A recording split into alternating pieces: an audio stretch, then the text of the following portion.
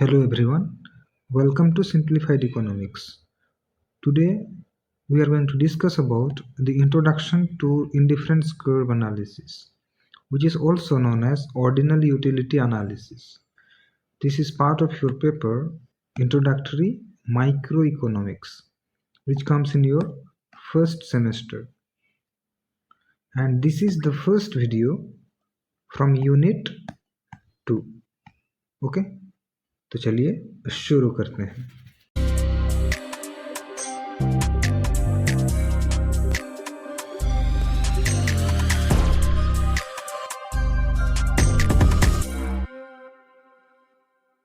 So let's discuss about indifference curve analysis. Indifference curve analysis was first introduced by Francis Sidro Edgeworth in his book Mathematical Psychics in 1881. However, it was Vilfredo Pareto who actually drew and used indifference curves to analyze consumers' behavior in his book Manual of Political Economy in 1906.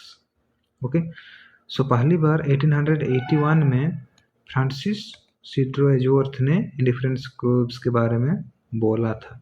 Okay लेकिन 1906 में actually में इसको Pareto ने draw किया और use किया consumers behaviour को analyse करने के लिए. इन 1934 Hicks and his colleague R.J.D. Allen published a paper called A Reconsideration of the Theory of Value. In this paper, they redefined indifference curve analysis, making it more popular and available to a wider audience to analyze consumers' behavior. Okay, so पहली बार 1881 में इसके बारे में बोला गया, फिर 1906 में इसको पहली बार ड्रॉ किया गया, यूज़ किया गया कंज्यूमर्स बिहेवियर को एनालाइज करने के लिए. फिर 1934 में हिक्स और उसका साथी एलन उनका paper reconsideration of theory of value में इंडिफरेंस कर्व एनालिसिस को रीडिफाइन किया. ओके उसको मोर रिफाइन किया. ओके मोर आसान बनाया, लोगों तक पहुंचाया, मोर एक्सेसिबल बनाया. ओके सो कंज्यूमर्स बिहेवियर को स्टडी करने के लिए, एनालाइज करने के लिए उन्होंने क्या किया, इंडिफरेंस कर्व एनालिसिस को मोर पॉपुलर बनाया, मोर अवेलेबल बनाया. ओके जिससे कि लोगों ने उसको यूज़ कर पाया. ओके उसको अपना स्टडीज़ में कंसिडर कर पाया. ओके एक्चुअली में इसीलिए हिक्स और एलन ये दोनों इकोनॉमिस्ट्स का नाम इंडिफरेंस कर्व एनालिसिस के साथ में ज़्यादा जोड़ा जाता है. ओके जबकि एजवर्थ ने इसके बारे में पहली बार बोला था, पैरेटो ने इसको पहली बार कंज्यूमर्स बिहेवियर को एनालाइज करने के लिए यूज़ किया था. ओके सो चलिए जानते हैं ऑर्डिनल यूटिलिटी एनालिसिस क्या है. It is not possible to cardinally measure utility and understanding it is the starting point of indifference curve analysis.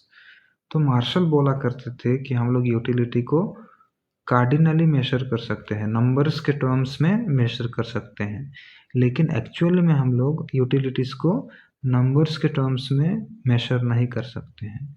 उसका मतलब हम लोग क्या करेंगे, ऑर्डिनल नंबर्स में मेजर करेंगे, लेस देन या मोर देन, कम या ज़्यादा. ओके हम लोग रैंक करके बता सकते हैं कि हम लोग को सेटिस्फैक्शन कितना मिला. हम लोग एग्जैक्ट नंबर्स में 10 मिला या 11 मिला या 15 मिला, हम लोग एग्जैक्ट नंबर्स में नहीं बता सकते. Okay the utility depends on the thinking of the consumer. We can only say whether utility of the consumer is more or less. No precise measurement of utility is possible, but only we can rank by saying less than or more than. This is known as ordinal utility analysis. Okay?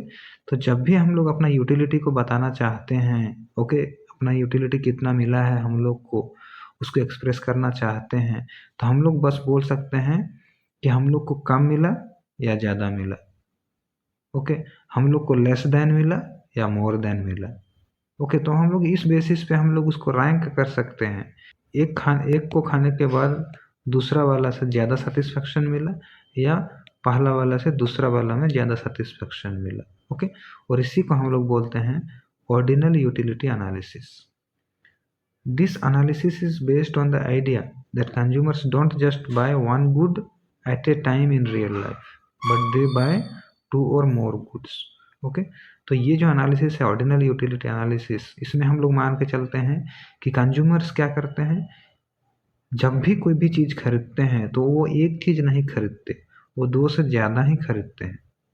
Okay, या तो 2 खरीदते हैं या तो उससे ज़्यादा ही खरीदते हैं। लेकिन मार्शल जो थे वो बोला करते थे कि वो स्टडी करते थे कंज्यूमर एक ही चीज़ को खरीद के कैसे यूटिलिटी मैक्सिमाइज करेगा।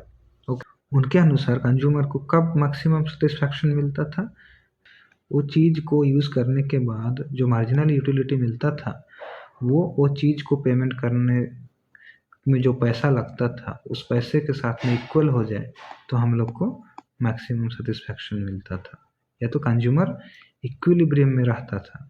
ओके, और इस एनालिसिस में हम लोग केवल एक गुड को कंसीडर करते थे। ओके, लेकिन इंडिफरेंस कर्व एनालिसिस में हम लोग हमेशा 2 या उससे ज़्यादा गुड्स को कंसीडर करते हैं।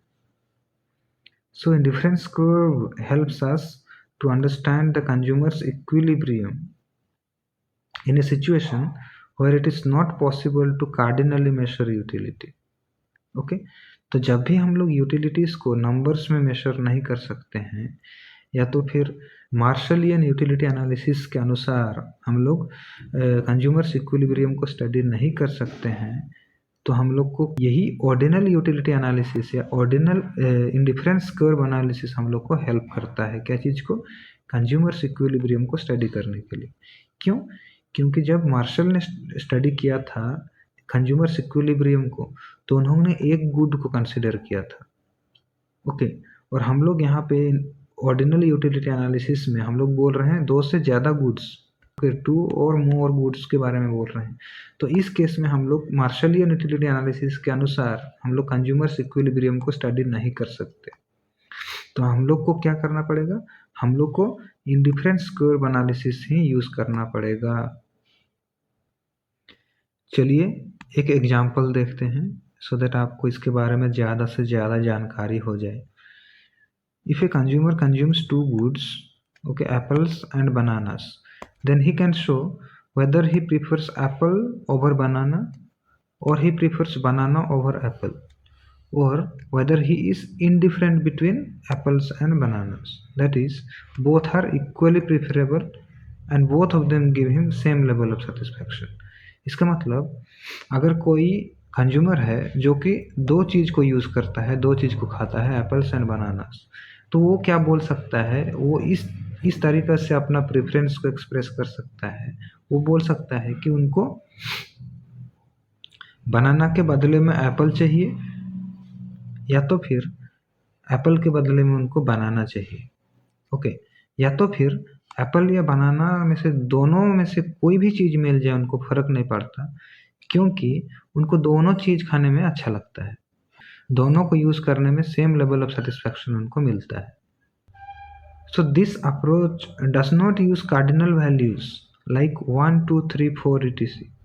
Rather, it makes use of ordinal numbers like first, second, third, fourth, which can be used only for ranking. Okay? तो जैसे मार्शलियन एनालिसिस में क्या करते थे वो लोग कार्डिनल नंबर्स को यूज़ करते थे, जैसे कि 1 2 3 4। ओके, लेकिन ये जो ऑर्डिनल यूटिलिटी एनालिसिस है उसमें कार्डिनल नंबर्स के बदले में हम लोग क्या करते हैं? ऑर्डिनल नंबर्स यूज़ करते हैं, जैसे कि first, second, third and fourth. Okay, जैसे इस एग्जांपल में हम लोग बोल सकते हैं कि बनाना के बदले एप्पल में हम लोग को ज़्यादा सेटिस्फैक्शन मिलता है, इसलिए हम लोग एप्पल को प्रीफर करते हैं। या तो फिर एप्पल के बदले में हम लोग को बनाना में ज़्यादा सेटिस्फैक्शन मिलता है, ज़्यादा यूटिलिटी मिलता है, तो हम लोग बनाना प्रीफर करते हैं। ओके, तो हम लोग रैंक कर रहे हैं, हम लोग बनाना को फर्स्ट रैंक दे रहे हैं और एप्पल को सेकंड रैंक दे रहे हैं। यहाँ पे एप्पल को फर्स्ट रैंक दे रहे हैं और बनाना को सेकंड रैंक दे रहे हैं। या तो फिर हम लोग इनडिफरेंट हैं, दोनों को बराबर रैंक दे रहे हैं, कोई भी हो सकता है। लेकिन हम लोग नहीं बोल रहे हैं कि एप्पल में हम लोग को एक यूटिलिटी मिला या 2 यूटिलिटी मिला या 3 यूटिलिटी मिला, हम लोग उसको ऑर्डिनल नंबर्स में बयां कर रहे हैं। ओके, इसलिए इसको बोला जाता है ordinal utility analysis. Okay, not cardinal utility analysis, जिसमें कि नंबर्स के बेसिस पे हम लोग क्या करते थे, अपना यूटिलिटी को बताते थे। Okay, it means if a consumer likes apple more than banana then he will give first rank to apple, जैसे हम लोग यहाँ पे बोले। Okay, and second rank to banana. Okay, such a method of ranking the preferences is known as ordinal utility analysis।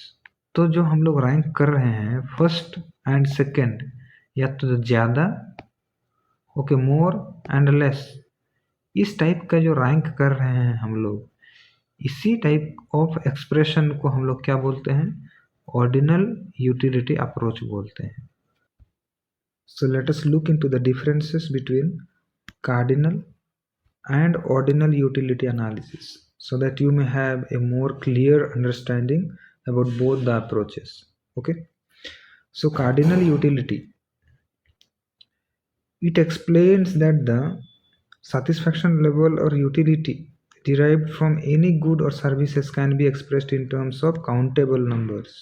Okay, तो इसके अनुसार हम लोग यूटिलिटी या तो सेटिस्फैक्शन को क्या कर सकते हैं, काउंटेबल या तो कार्डिनल नंबर्स के अनुसार हम लोग उसको एक्सप्रेस कर सकते हैं। 1, 2, 3, 4, 5 या तो 10, इस टाइप से हम लोग कार्डिनल नंबर्स, काउंटेबल नंबर्स के टर्म्स में एक्सप्रेस कर सकते हैं।